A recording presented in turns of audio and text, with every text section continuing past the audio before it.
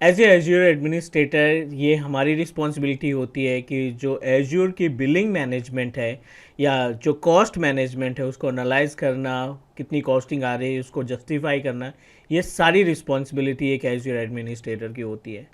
So basically इस video का agenda ये है कि जब भी हम रिकवरी सर्विस वॉल्ट क्रिएट करते हैं पोर्टल के ऊपर, जिसके ज़रिए बैकअप कॉन्फ़िगर करना, एप्लीकेशन कॉन्फ़िगर करना, ये सभी टास्क परफॉर्म किए जाते हैं। बट क्वेश्चन ये आता है कि सबसे ज़्यादा कॉस्टली जो सर्विस है यही है, बिकॉज व्हाट एग्जैक्टली हैपन कि कई बार होता है कि टेस्टिंग पर्पज़ के लिए हमने अकाउंट बनाया, रिकवरी सर्विस वॉल्ट क्रिएट किया और अनफॉर्चुनेटली वो रिकवरी सर्विस वॉल्ट डिलीट करना भूल गए या फिर आप डिलीट ही नहीं कर पा रहे हैं, राइट।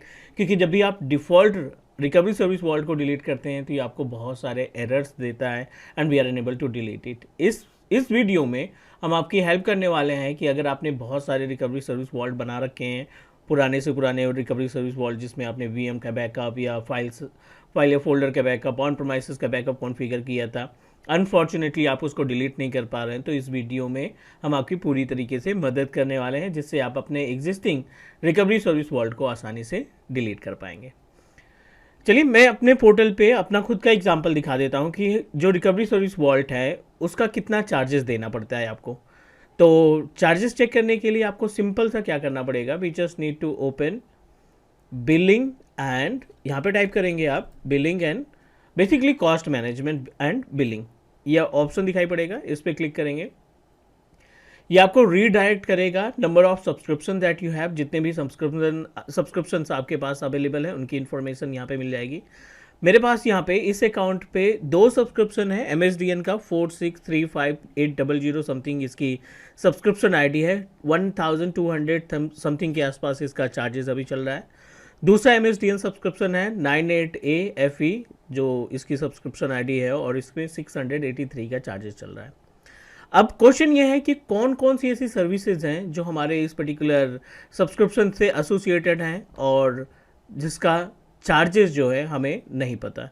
तो आप सिंपल से उस सब्सक्रिप्शन पे क्लिक करेंगे एंड क्लिक करने के बाद आपको कुछ ऐसे इस तरीके से पैनल दिखाई पड़ जाएगा और यहाँ पे आपको डिटेल्स मिल जाएगी कि किस पर्टिकुलर सर्विस का या किस पर्टिकुलर रिसोर्स ग्रुप का आपको चार्जेस देना पड़ रहा है, राइट। तो अभी आप देखिए यहाँ पे ज़्यादातर इस चार्ट में देखेंगे तो एज्योर क्लास वॉल्ट का 351 रुपीज़ चल रहा है पेमेंट अभी। टोटल हमारी जो कॉस्ट है वो 1200 है, 1200 मतलब 1200 के आसपास है, जिसमें से 350 रुपये केवल रिकवरी सर्विस वॉल्ट एज्योर का, 292 लगभग 300 रुपये इसका आपका क्लास वॉल्ट का, और एक डेटा डिस्क पड़ी है 128 रुपीज़ इसका, और बाकी अदर जो है 466 रुपीज़। और इसको थोड़ा सा एनालाइज करते हैं, कॉस्ट एनालाइज पे क्लिक करके it will redirect you on another page जहाँ से हम कॉस्ट को एनालाइज करेंगे और ये क्लियर बताएगा कि हमें क्या किस चीज़ का कितना चार्जेस अभी देना पड़ रहा है। और साथ ही साथ हम इसी पोर्टल पे हम आपको दिखाएंगे कि कैसे आप अपने रिकवरी सर्विस वॉल्ट को डिलीट करते हैं, which is really important for us, क्योंकि कहीं ना कहीं अगर हम एक भी स्टेप मिस कर देंगे तो आपका जो रिकवरी सर्विस वॉल्ट है वो डिलीट नहीं हो पाएगा।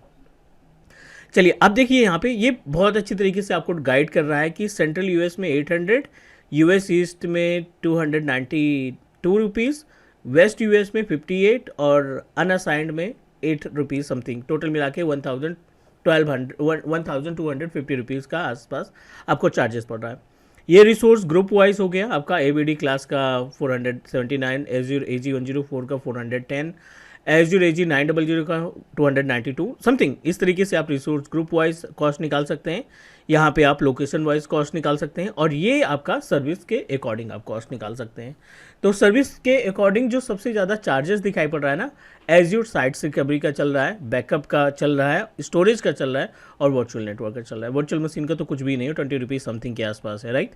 और सिक्योरिटी सेंटर का 7 रुपीज़ समथिंग, तो ये तो ठीक है। बट ये रिकवरी सर्विस वॉल्ट और बैकअप ये दोनों charges means up to 80% charges जो है हमारे ना इन्हीं दोनों सर्विसेज के थ्रू चल रहे हैं। रीज़न सिर्फ इतना है कि हमने कुछ रिकवरी सर्विस वॉल्ट बनाए थे, यहाँ पे देखिए एज्योर रिकवरी सर्विस वॉल्ट कुछ क्रिएट किए थे एंड अनफॉर्चुनेटली उसको हमने डिलीट नहीं किया। या आप देखिए कितने सारे रिकवरी सर्विस वॉल्ट अवेलेबल है और अनफॉर्चुनेटली जब आप इसको डिलीट करोगे ना, चलिए मैं आपको दिखाता हूँ, लाइव बैकअप ट्राई करते हैं इसको डिलीट करने के लिए। लाइव बैकअप एक हमने क्रिएट किया था जिसके थ्रू बैकअप वगैरह कॉन्फ़िगर किए थे। So let me try to delete it. आप देखिए यहाँ पे डिलीट का ऑप्शन दिखाई पड़ रहा है, क्लिक करेंगे डिलीट पे, और delete through manual in the sense GUI के थ्रू, और दूसरा ऑप्शन है पावरशेल स्क्रिप्ट के जरिए।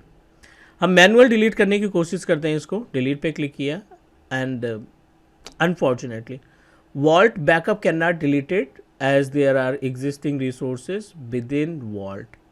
ऐसे कुछ एरर आएगा, और भी डिफरेंट तरीके के एरर्स आ सकते हैं, बट अगर आपने प्री रिक्विजिट समझी है, डिलीट करने के पहले अगर आपने प्री रिक्विजिट समझी है, तो डेफिनेटली ये एरर आपका नहीं आएगा और आप आसानी से रिकवरी सर्विस वॉल्ट को डिलीट कर सकते हैं। कैसे, चलिए देखते हैं।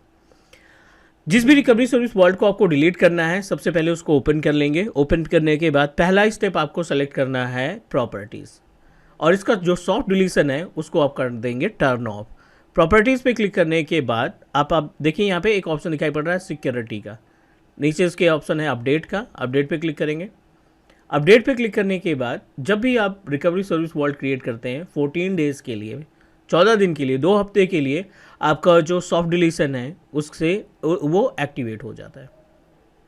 इसको हम कर दिए अपडेट, मीन्स टर्न ऑफ किया, I don't want to use soft deletion. ये हो गया अपडेट, सॉफ्ट डिलीशन एक्टिवेट हो गया। अभी भी ये डिलीट नहीं होगा, अगर आप ट्राई करोगे तब भी ये सेम एरर देगा, मे बी कि दूसरा एरर दे, और we are unable to delete it क्योंकि हमें कुछ और भी प्री रिक्विजिट्स हैं डिलीट करने के पहले हमें देखना। अब देखिए सेम एरर आ रहा है, कोई इम्पैक्ट नहीं, आपने सॉफ्ट डिलीशन को रिमूव किया। दूसरा स्टेप आप जाएंगे बैकअप आइटम्स में। बैकअप आइटम्स ये बताएगा कि आपने कितने नंबर ऑफ बैकअप्स तैयार कर रखे हैं इस पर्टिकुलर रिकवरी सर्विस वॉल्ट से। तो अभी आप देखिए यहाँ पे एज्योर स्टोरेज में एक आपको बैकअप आइटम दिखाई पड़ रहा है एज्योर फाइल्स का। सेलेक्ट करिए आप एज्योर फाइल्स का, व्यू डिटेल्स पे जाइए और ये बैकअप आइटम को आप करेंगे स्टॉप। ठीक है, पहला काम हम क्या करेंगे, इस बैकअप को, जो रनिंग बैकअप है ना, उस बैकअप को बेसिकली हम स्टॉप करेंगे। रीज़न आप कोई सा भी दे दीजिए, वो आपके ऊपर डिपेंड करता है। And click stop. जो भी करंट बैकअप है, चाहे उसका सोर्स डिलीट हो गया है या नहीं डिलीट हुआ है, दोनों केसेस में आप अपने रनिंग बैकअप को कर देंगे स्टॉप। स्टॉप करने के बाद डिलीट बैकअप डेटा। ठीक है, आप तब तक ये ग्रेड आउट रहेगा जब तक आपका जो बैकअप है वो पूरी तरीके से स्टॉप ना हो जाए। तो जैसे ये स्टॉप होता है, हम अपने इस बैकअप के इन्वायरमेंट को, इस पर्टिकुलर बैकअप को, क्योंकि हमने टेस्टिंग पर्पज़ के लिए बनाया था, अभी हमको इसकी रिक्वायरमेंट नहीं है। So I am just going to delete, I don't want to carry with our files. हम इसको बैकअप कैरी नहीं करना चाहते। ठीक है, इट इज़ इन प्रोग्रेस, मे भी थोड़ा सा टाइम लग सकता है, बट आपको ये स्टेप फॉलो करने पड़ेंगे। इंतज़ार कर लेते हैं, फिर आगे बढ़ते हैं।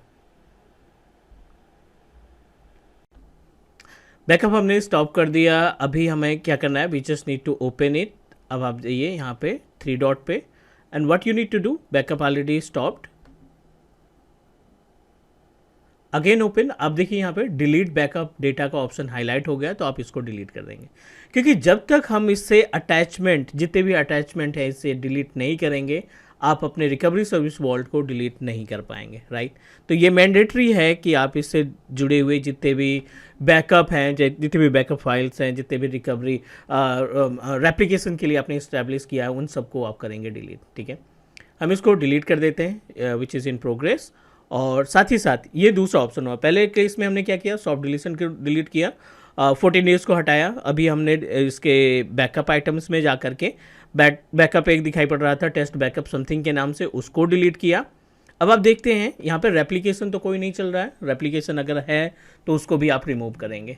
अनफॉर्चुनेटली कोई भी रेप्लिकेशन नहीं है, सॉरी, 1 रेप्लिकेशन इज अवेलेबल, तो please open and delete it. हम क्या करेंगे, इसको पहले करेंगे डिसेबल्ड, रेप्लिकेशन को डिसेबल करेंगे एज इट इज़ बैकअप की तरीके से, और कुछ भी आप टाइप कर दिए, it's not mandatory, and disable it. इसको भी डिसेबल करेंगे, रिमूव रेप्लिकेटेड आइटम। पहला स्टेप बैकअप आइटम, दूसरा रेप्लिकेशन अगर तैयार है तो उसको भी रिमूव करेंगे। और जैसे ये रिमूव होते हैं, हम एक बार फिर से ट्राई करते हैं डिलीट करने के लिए, क्योंकि अगर आपका एक भी पार्ट इससे अटैच है ना, तो definitely you are unable to remove it, you are unable to delete your recovery service vault. चलिए, हमने तो अपनी तरफ से ये कर दिया डिलीट।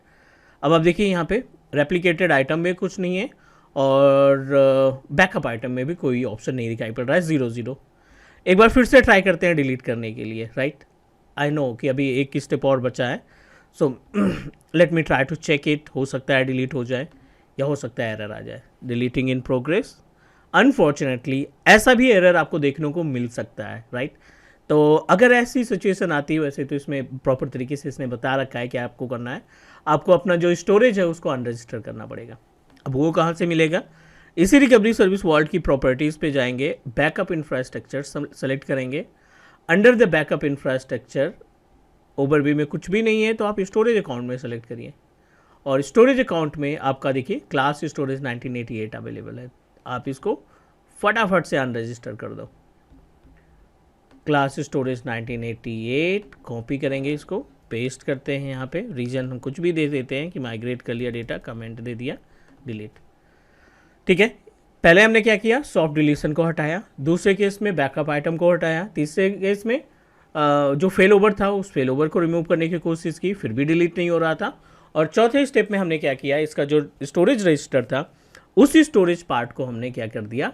अनरजिस्टर कर दिया। और अनरजिस्टर करने के बाद एक बार फिर से हम ट्राई करेंगे इसको डिलीट करने के लिए।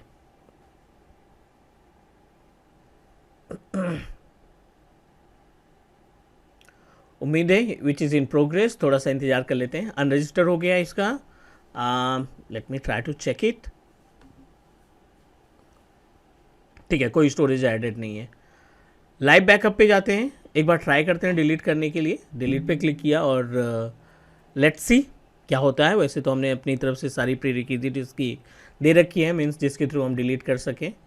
मैनुअली करते हैं, दोनों के केस में ये प्री रिक्विजिट तो आपको देने ही पड़ेंगे, चाहे आप पावर शेल के थ्रू करिए, चाहे आप मैनुअल करिए मीन्स GUI के थ्रू।